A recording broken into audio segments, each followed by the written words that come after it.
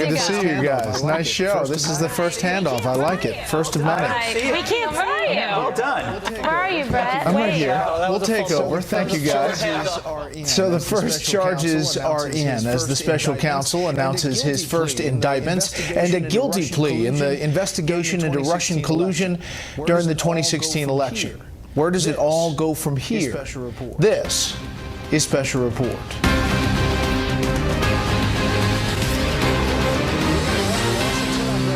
Good evening. Welcome to Washington. I'm Bret Baier. 5 months after he was first appointed, Special Counsel Robert Mueller revealed his team's first guilty plea related to the Russia investigation.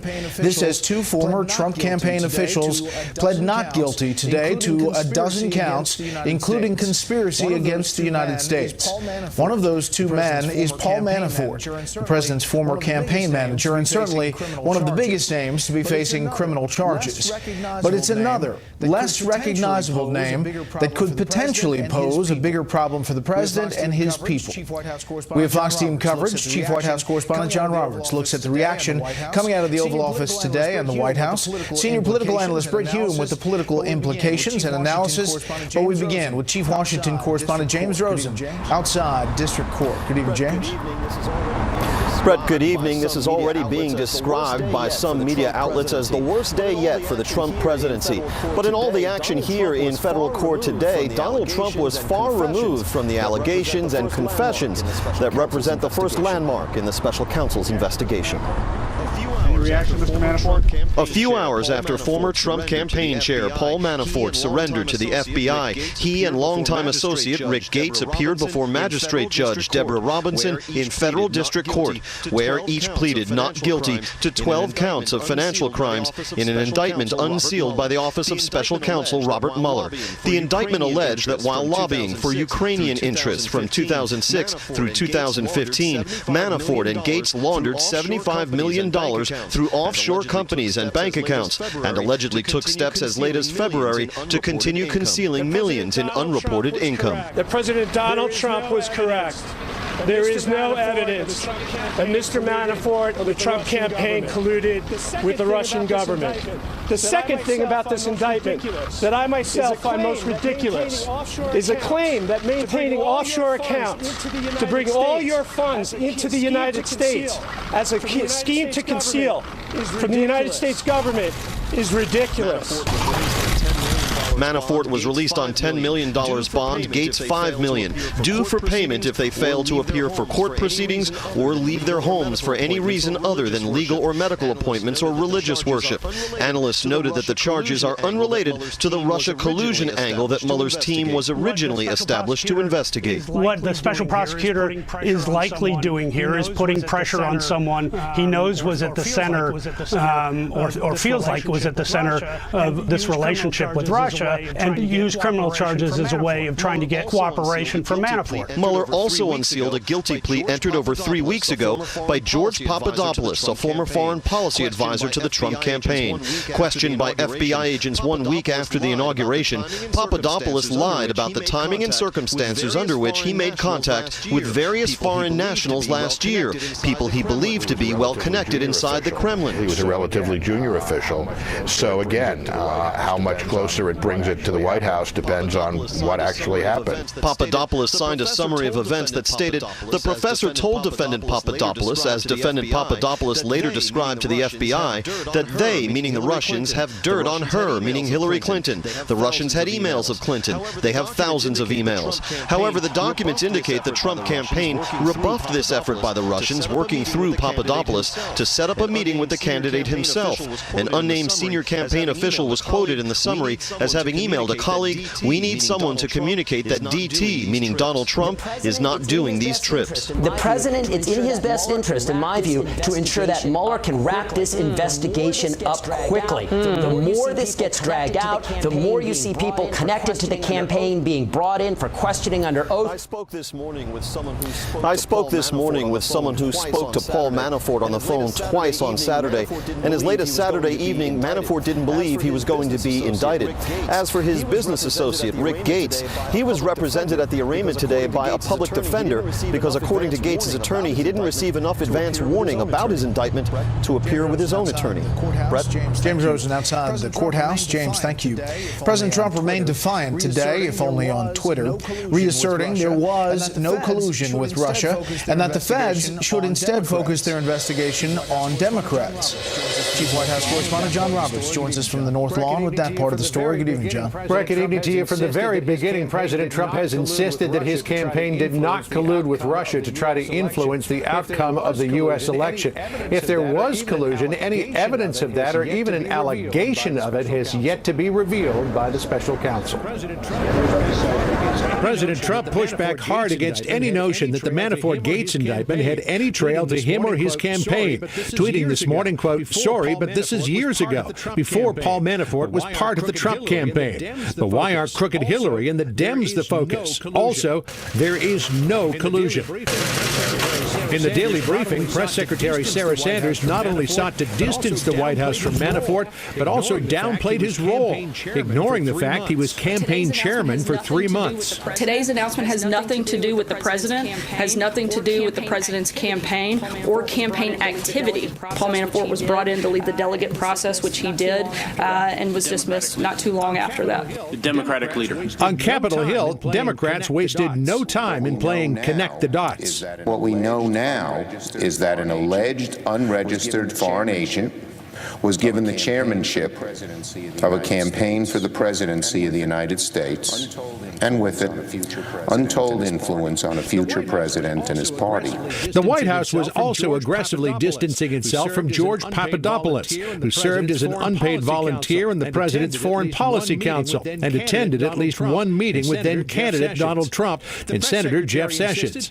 The press secretary insisted Papadopoulos was doing no outreach to Russia at the campaign's request. Can you explain what happened with his outreach?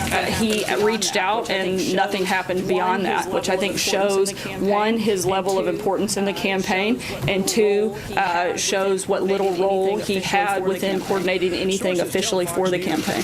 Sources tell Fox News that Trump campaign officials were perplexed by Papadopoulos' outreach to Russia, that he had been hired for his expertise on Greece.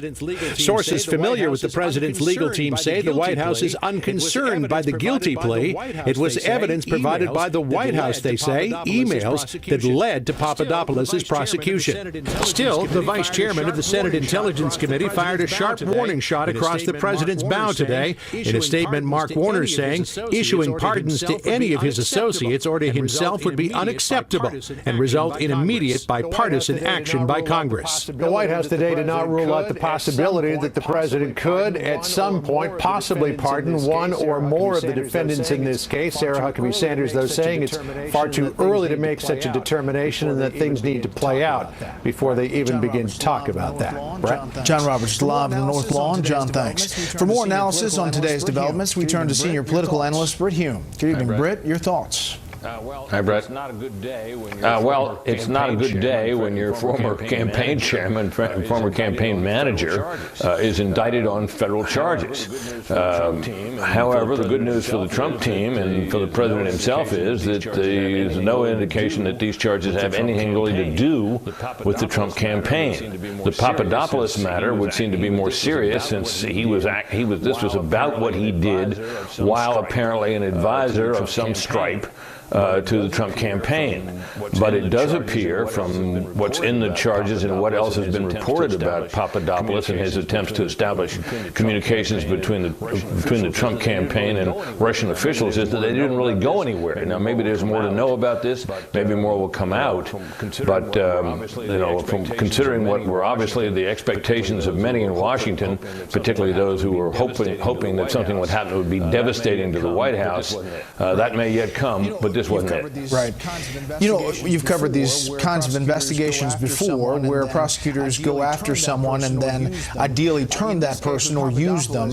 In this case with Papadopoulos, you know, he was arrested in July and then just pled guilty in October. In the motion to seal all of the information around the arrest. It says this: premature disclosure of the fact of the defendant's arrest and the nature of the charges against him likely to be substantially prejudiced both the defendant and the government. Defendant has indicated that he's willing to cooperate with the government in its ongoing investigation into Russian efforts to interfere in the 2016 presidential election. Public disclosure of the defendant's initial appearance, however, would significantly undermine his ability to serve as a proactive cooperator. Those two words at the end there, Bret, proactive cooperator, previously have meant as much as that person possibly wearing a wire in the investigation as it continues. Well, Bret, I think that's all possibly true, but it's in the realm of speculation at the moment. And if we're kind of going on what we know now and what happened today and what came out today, it would not appear to do any particularly serious damage. Now, more of that may come. I would also note today that we had this sudden and unexpected resignation of Tony Podesta, the head of the Podesta group, who is John Podesta's brother from his lobbying firm, which we know from reporting by Tucker Carlson of our network and others, was working closely with Manafort during some of this period in question. So, you know, there may be more to come on that as well, and it bears watching. It's the resignation by itself. You know, it could have been for health reasons, for all we know, but it was sudden and unexpected, which makes you think that this is something to watch. Yeah. Bret, as always, thank you. Is this the beginning or the end of the Mueller investigation? Let me know on Twitter at Bret Baier. You can use the hashtag Special Report, or on Facebook at facebook.com/BretBaierSR. At this hour, the Secretaries of State and Defense are testifying before a Senate panel about the president's power to fight terrorism around the globe and efforts by Congress to weigh in. Chief Congressional Correspondent Mike Emanuel is monitoring the hearing on the authorization for the use of military force, the AUMF, joins us live with details. Good evening, Mike. Bret, good evening. Now some lawmakers are saying is the time for a serious conversation about Congress's role in authorizing the use of military force with the nation facing serious threats. But top Trump administration officials say they do not need a new authorization. Secretary of State Rex Tillerson and Secretary of Defense James Mattis back on Capitol Hill for a late afternoon hearing before the Foreign Relations Committee. Though a statement of continued congressional support would be welcome, a new AUMF is not legally required to address the continuing threat posed by al-Qaeda, the Taliban, and ISIS.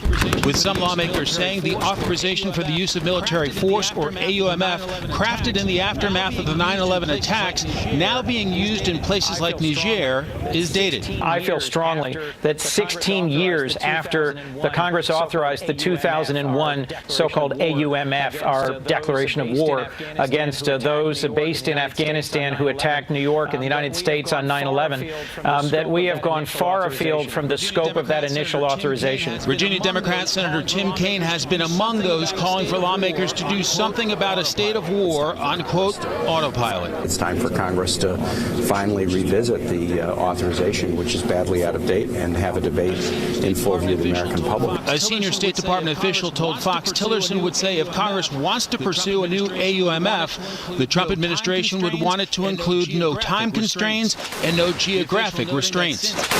The official noting that since ISIS strongholds are collapsing, ISIS fighters are moving. And since 9/11, the threats have morphed from al-Qaeda and the Taliban to ISIS and other affiliates or inspired groups. I am concerned about the spread of ISIS throughout Africa, and that's going on, and that's part of it. And unfortunately, the threat is growing. South Carolina Republican Senator Lindsey Graham says Congress must be informed and has the power of the purse, but should not prevent others from doing their jobs. Congress is not set up to be military commanders. 535 members of Congress don't sit down and designate what threats the nation faces. The concern for the Trump administration is anything that ties the hands of the commander-in-chief. But Arizona Senator Jeff Flake noted just moments ago, not one member of the Foreign Relations panel was here 16 years ago, and suggests it's time for them to get on the record. Bret? Mike Emanuel live on the Hill. Mike, thanks. A federal court is barring President Trump from changing the government's policy on transgenders in the military. President Trump announced in August he intended to reverse course on a 2016 2016 policy that allowed troops to serve openly as transgender individuals. In making the ruling, the district judge said that transgender members of the military who had sued over the change were likely to win their lawsuit. Tonight, the U.S. Navy is investigating whether 2 SEAL team members took the life of a Green Beret in Mali. National Security Correspondent Jennifer Griffin joins me live from the Pentagon with details in this case. Good evening, Jennifer. Good evening, Brett. 2 members of the Navy's elite SEAL Team 6 are being investigated by the Navy's Criminal Investigative Service, NCIS, in the death of an Army Special Forces soldier found strangled in Mali back in June. The 2 SEALs were flown out of the West African country almost immediately and placed on administrative leave. A military medical examiner ruled homicide by asphyxiation killed 34-year-old Staff Sergeant Logan Melgar. In other words, somebody strangled him. Sergeant Melgar, a native of Lubbock, Texas, was assigned to the 3rd Special Forces Group, the same unit which lost 4 soldiers during an attack in Niger earlier this month. A veteran who had joined the Army in 2012 after graduating from Texas Tech University. He had served 2 tours in Afghanistan. Foul play was immediately suspected in Melgar's death, according to the New York Times, which first reported the investigation. His body was found unresponsive in U.S. Embassy housing on June 4th. The mission of the Green Berets and SEAL Team 6 are highly classified. SEAL Team 6 is one of the world's premier counterterrorism forces, part of the Pentagon's Joint Special Operations Command. It's the elite counter-terror unit, of course, responsible for killing Osama bin Laden back in 2011. NCIS confirmed to Fox News it has opened an investigation, Brett, but refused to offer more details. Brett? And Jennifer, we're getting reports tonight of a new development in the Benghazi investigation. Tell us about that. Officials tell me U.S. Special Operations Forces captured a 46-year-old militant alleged to have been involved in the deadly attacks on the U.S. diplomatic compound and CIA complex in Benghazi in 2012. U.S. commandos captured Mustafa al-Imam in Libya and are transporting him back to the United States, not to Guantanamo Bay. The Justice Department charged the suspect in a sealed indictment in 2015. The snatch and grab operation was approved by President Donald Trump, we're told. The suspect had been observed by U.S. forces as far back as December 2012, Brett, but U.S. commandos had twice been told not to grab him, according to U.S. forces on the ground then. Brett? Jennifer Griffin live at the Pentagon. Jennifer, thank you. More on those indictments and that guilty plea coming up at the panel. Next, the corruption trial of a Democratic senator nears a close, and later a renewed protest among NFL players. What made most of the teams take a knee Sunday? Army Sergeant Bo Bergdahl surprised the court today when he took the stand and apologized to all the military personnel wounded in the search for him. Bergdahl spoke for about 2 hours on the stand as a judge now decides whether he will get life in prison for abandoning his post in 2009. Bergdahl says it was never his intention for anyone to get hurt in the search for him and said he knows his words can't take away their pain. After Bergdahl spoke, the court heard from the wife of a soldier who was shot in the head during that search mission. The National Park Service is backing off plans to pay for a project honoring the legacy of the Black Panther Party after police groups complained to President Trump. The Park Service had pledged $98,000 to the University of California, Berkeley's project until the Fraternal Order of Police sent a letter to the president expressing shock that the Park Service would pay to honor a group associated with killing a park ranger. Attorneys for Democratic Senator Bob Menendez rested today after earlier being denied a mistrial in that case. Correspondent David Lee Miller has the latest from Newark. When New Jersey Democratic Senator Robert Menendez arrived at federal court in Newark for day 27 of his bribery trial, his defense team was hoping for a legal long shot. Over the weekend, they filed motions asking Judge William Walsh to grant a mistrial, or at least to consider putting into evidence defense exhibits the judge ruled inadmissible. Menendez's lawyers accused the judge of treating them unfairly after a defense witness was not permitted to testify last week, when the judge ruled his testimony would have been hearsay. In a 45-page motion, the defense said in part, quote, "The court has denied defendants fair and meaningful opportunities to present a complete defense to the prosecution's case." Menendez's lead attorney told the judge, quote, "We feel stifled." The prosecution responded by accusing the defense of trying to, quote, confuse and distract the jury. Judge Walz denied the 2 defense motions. He has yet to rule on a third, asking for an acquittal on criminal charges related to campaign contributions Menendez received. The prosecution says they were a bribe, while the defense argues there was no explicit agreement of a quid pro quo between Menendez and his co-defendant, Miami eye doctor Salomon Melgen. Following the latest setbacks, the defense rested its case. After 8 weeks, 50 witnesses, and hundreds of documents, I and my lawyers believe that this jury is ready to render a just verdict, and I am confident that it will be not guilty. Tomorrow the judge will review with attorneys the instructions he will give to the jury. Those instructions could make or break the prosecution's case in light of a recent Supreme Court decision that narrowly defines what it takes to convict a public official of bribery. Bret? David Lee Miller in Newark. David Lee, thank you. For more on the Menendez case and other issues, we turn to the host of the new Fox News at Night, Shannon Bream. Good evening, Shannon. Good evening, Night Bret. one. I want to talk about Menendez first, and then I want to talk about your show in a bit. 8 weeks. I mean, the judge, he was kind of no nonsense. He didn't throw out the case early based on the Supreme Court Bob McDonald ruling. He didn't say it was a mistrial.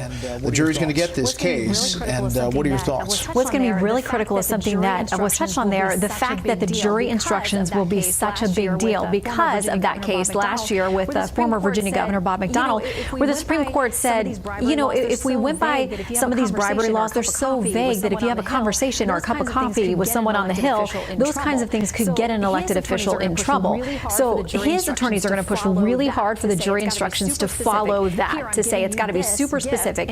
Here, I'm giving you this gift in return for you making this phone call. They're saying, you know, if it's vague, then it can't count. So those jury instructions will be very important. You picked a newsy day to start a news show tonight. With the Paul Manafort, Rick Gates, and then the Papadopoulos documents that the special counsel essentially released today, I know you read through those. As a lawyer, what struck you? I think it's that one thing, that nugget that a lot of us have honed in on, this fact that Papadopoulos was arrested in July. That's weeks and weeks before we ever heard about any kind of actual charge and plea deal, which happened in early October. We're just now learning about it. But we see this interesting paragraph that comes from an unsealed part of the case file now that says essentially that he would cooperate with the government in its ongoing investigation into this whole Russia 2016 election, and that public disclosure of his initial appearance would significantly undermine his ability as a proactive cooperator. So a lot of people think that means he was helping the government during that time of his arrest until we ever learned anything about it. It's possible, some have speculated, was he wearing a wire? Was he doing something even more instructive to be around this team and to get information that may have been helpful for prosecuting other people? Okay, the big show, 11 p.m. Eastern Time. What should we expect? Well, tonight we are, of course, going to be covering this case in depth. We've got a former federal prosecutor who has worked with some of the Mueller team. She's got some very specific opinions about this case and the charges and what we've seen so far, where it goes from here. Senator Mike Lee is going to join us as well. He's on one of the Senate committees that is also pursuing the investigation into what happened with Russia. He has said to this point that the White House and the president have been very cooperative, so we'll ask him tonight about whether that continues to be the case and where those Senate investigations go from here. Yes, and of course, And I'll be there too. Yes, and of course, Bret Baier will join us at 11 p.m. Eastern. We can't wait. Excited. Thanks, Shannon. Thanks. Up next, another week, another NFL protest, but this one for a very different reason. First years with some of our Fox affiliates around the country are covering tonight. Fox 11 in Los Angeles, where Kevin Spacey has apologized to actor Anthony Rapp, who accused the two-time Oscar winner of sexual misconduct in the past. In apologizing to Rapp, Spacey also publicly announced that he is gay. Fox 45 in Baltimore, where a police officer acquitted in the murder of Freddie Gray faces a disciplinary trial in that case. Officer Caesar Goodson was the driver of that police van that transported Gray the day he suffered deadly spinal cord injuries. 2 other officers accepted disciplinary action, while 3 others are fighting the charges. And this is a live look at New York from our affiliate, Fox 5. The big story there tonight: hundreds of thousands lose power as a storm rips through the northeast. Wind gusts more than 70 miles per hour down trees and power lines. Flash flooding also reported in some areas as it moves through. That's tonight's live look outside the Beltway from Special Report. We'll be right back.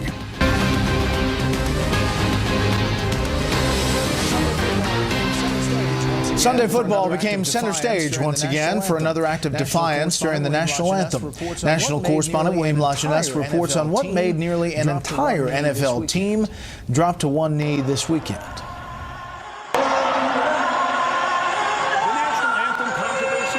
The national anthem controversy isn't over. Sunday, Houston Texans players knelt not to protest racial injustice, but remarks by team owner Bob McNair. We came together as a team and wanted to, send a message, and that's what we decided to do. And I'm gonna stand by my brother. Previously, the Texans were not a team that knelt during the anthem. That changed after it was reported that McNair said earlier this month at an owners' meeting in New York, quote, "We can't have the inmates running the prison." Houston players assume he was referring to them. This is how you view us. You get out of line. You're an inmate. I'm proud of our city. But the 79-year-old owner, who spoke earlier this year at the Super Bowl, apologized Saturday, saying his figure of speech was never meant to be taken literally. And, quote, "I was not referring to our players when I made a very regretful comment during the owners' meetings last week. I was referring to the relationship between the league office and team owners and how they have been making significant strategic decisions affecting our league without adequate input from ownership over the past 2 years. The apology is not the atonement necessary for the grievance that has been created. So, Mr. McNair, you have to do more than apologize. I don't think the comments were right, but I do think these NFL owners have a constitutional right to protect their business and their business interests. As for that sentiment, McNair is not alone. Cowboys owner Jerry Jones is reportedly also not happy with Commissioner Roger Goodell's handling of the national anthem controversy. League officials canceled the meeting scheduled for today to discuss McNair's comments. Bret? William, thank you. Stocks ended the day in the red. The Dow lost 85, the S&P 500 slid 8, the Nasdaq was off 2.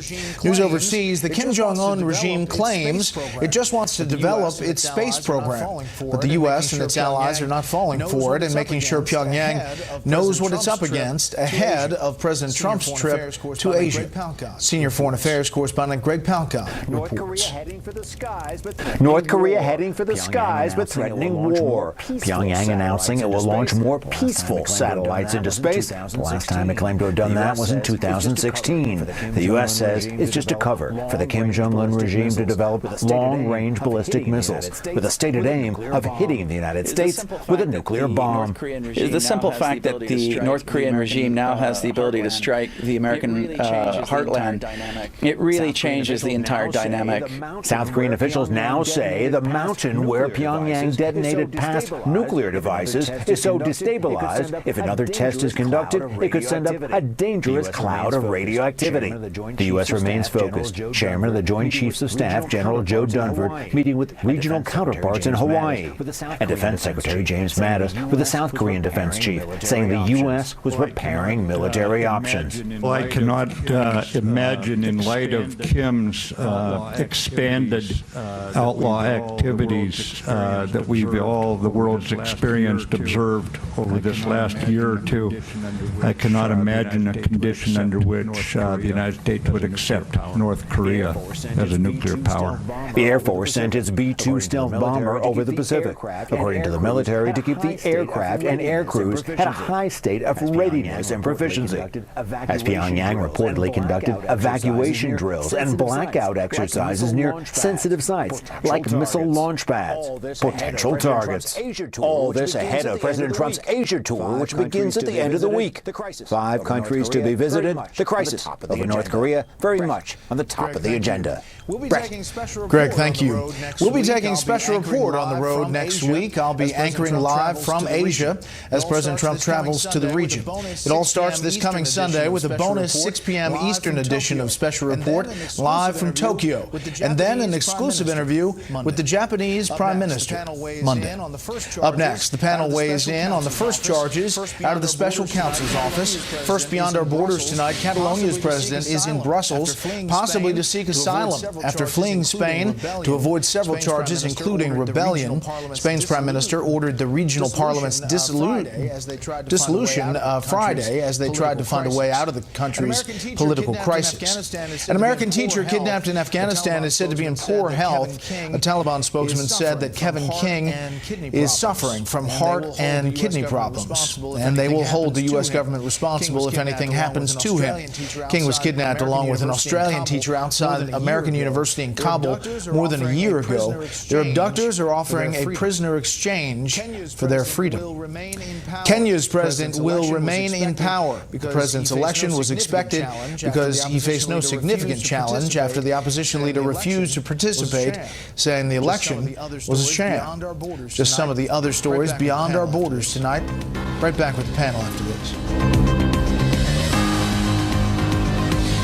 That's 1-855-288-4170. President Donald Trump was correct.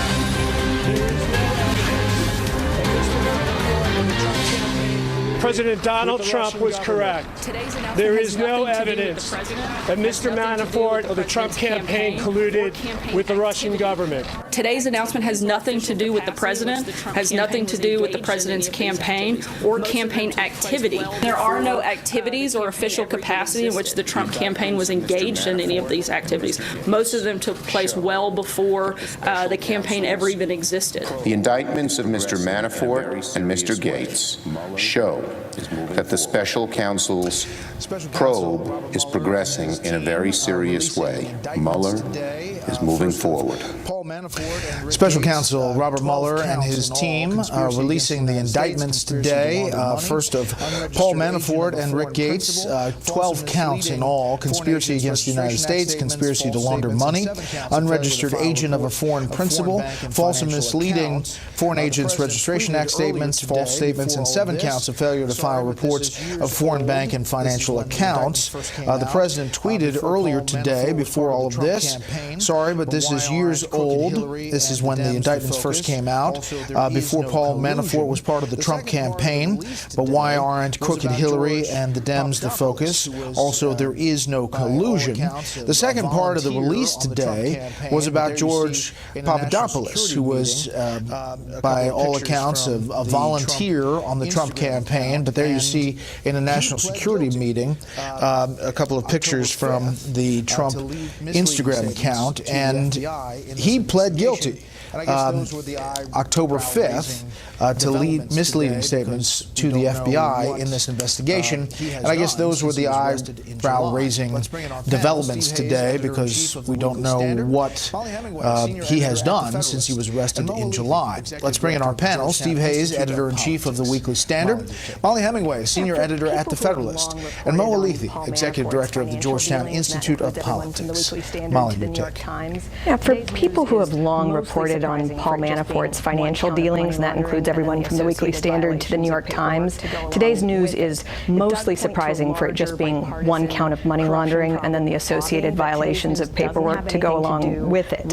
It does point to a larger bipartisan corruption problem with lobbying, but today's news doesn't have anything to do with the Russia-Trump collusion, which is the thing that Bob Mueller is supposed to be looking into. Now, if he is interested in people not doing a good job with registering their work on behalf of foreign governments and the election meddling, he's going to be very curious to look more into Fusion GPS, which is the firm that was hired by the Clintons, by the Clinton campaign and the DNC to run that Russia-Trump dossier operation, and there will be a lot to look into there that will be very interesting. We should point out also developing today was that Tony Podesta, the Democratic lobbyist, left his firm that is named for him, and it is believed that he, in some capacity, is under investigation by the special counsel as well, perhaps along these ties to Manafort and Ukraine. Steve, your thoughts?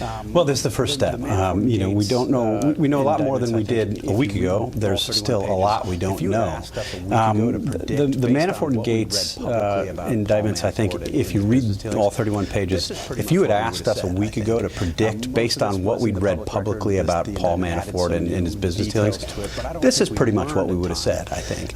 Most of this was in the public record. The indictment added some new details to it, but I don't think we learned a ton. And as it relates to the Trump collusion narrative, Andy McCarthy, writing at National Review, said that the indictment appears to reaffirm former FBI Director James Comey's multiple assurances that Trump is not a suspect. Again, it's early. There's a lot more to learn. There's possibility that Papadopoulos was wearing a wire. We know he was cooperative. This is the beginning of a long investigation, not the end. But this is probably a good day for Donald Trump on balance. Here is the White House press secretary and the president's attorney on Papadopoulos. I'd hardly call that some sort of regular advisor, or as you want to, push that he's like a senior member of the staff. He was not paid by the campaign. He was a volunteer on a council that met once. I'm not concerned about it because if you look at what, again, George Papadopoulos' plea is, what the actual plea that he entered into was, again, a false statement about a timing as to when he talked to somebody about Russian activities. It wasn't, by the way, these weren't activities that were illegal. It wasn't the conversation that they had. The Papadopoulos, I think, is the Papadopoulos. I mean, there's a lot of bad here today for the president. The Papadopoulos, I think, is the biggest blockbuster because while the plea was specifically for making a false statement, if you read the statement of offense, there's a lot in there that show collusion. It shows that he had regular engagement with Russian agents. It shows he took that engagement to his supervisors at the campaign. And while we heard the press secretary say that never went anywhere, I don't think that's exactly true. On August 15th, according to the statement of offense, on August 15th, a campaign supervisor encouraged him to take a trip to Russia for an off-the-record conversation about these emails that weren't even public that the Russians had yet. Quote, I would encourage you and another foreign policy advisor to, quote, make the trip if it is feasible. That's coming from a campaign supervisor. That trip never took place, and in fact, campaign brass turned down meetings that he was trying to set up. Collusion doesn't mean do you have a preference for a different policy toward Russia or a willingness to talk to Russians. It means conspiring to steal an election. I mean, think what people are wanting when they've been told this narrative for a year. They want evidence that Trump committed treason, that he did something criminal or wrong to steal an election. Not that we all know that Trump has a different attitude toward Russia than other people because he said it publicly. But that's not what the statement of offense purported. The statement of offense said that Papadopoulos knew that the Russians had tens of thousands of emails that would be damaging to Hillary Clinton. They offered them to Papadopoulos. Papadopoulos suggested to the campaign that they engage with this, and while the campaign said, according to the statement of offense, the candidate's not going to take this meeting, his supervisor encouraged him to go to Russia to take this meeting, not to talk policy, but to talk about opposition research that the Russian government had on Hillary Clinton. I think there's an important distinction to be made here. I think what we see in the Papadopoulos indictment, and what we've seen several other times, is a willingness to collude. That's different than collusion. I mean, if the case is collusion, I don't think that we have it. I don't think that it's in the Papadopoulos indictment, and I don't think that it's in the public record right now. If people care about collusion, then they should be really interested in the hiring of Fusion GPS, which is a Russia-linked firm that was getting sourced from the Kremlin and other Russian operatives to run an information campaign against the opponent. So if they're interested in that, and if they do think that's collusion, well, that's something you should look into. And if it's just opposition research, then that's just something both parties go back to the beginning of this. I mean, one of the questions that I had, I think one of the questions that a lot of people had as this got underway, was why did so many people in Trump world, why were they unwilling or incapable of telling the truth about contacts with Russians? That was one of the big questions, and it was a fair question. It is a fair question, and they are in trouble, many of them, at least from what we read in these documents, for false statements. Now, it's important to point out, to Molly's point, there was not a federal investigation of the Clinton funding of Fusion GPS, hence they were not lying to federal investigators, so they don't have charges of lying to feds. Right, although they're reportedly looking into Tony Podesta. But my point is a narrow one. I mean, the question about why so many people in Trump world were incapable or unwilling to tell the truth arose, and the question was, are they hiding collusion? If not, what are they hiding? Let me finish my point for a second. The point is, could they have simply been hiding attempts to collude? Because we now know that there were several attempts to collude, whether you're talking about Cambridge Analytics, whether you're talking about Papadopoulos, whether you're talking about Donald Trump Jr., whether you're talking about Paul Manafort and his willingness to brief Putin cronies about these things, it seems to me that there were several attempts to collude. What we have not yet seen is evidence of actual collusion right now. I don't think that's in the Papadopoulos indictment, and I don't think we've seen it yet. All right, I'm going to call an audible because there's more to talk about here. So we're going to talk about this after a quick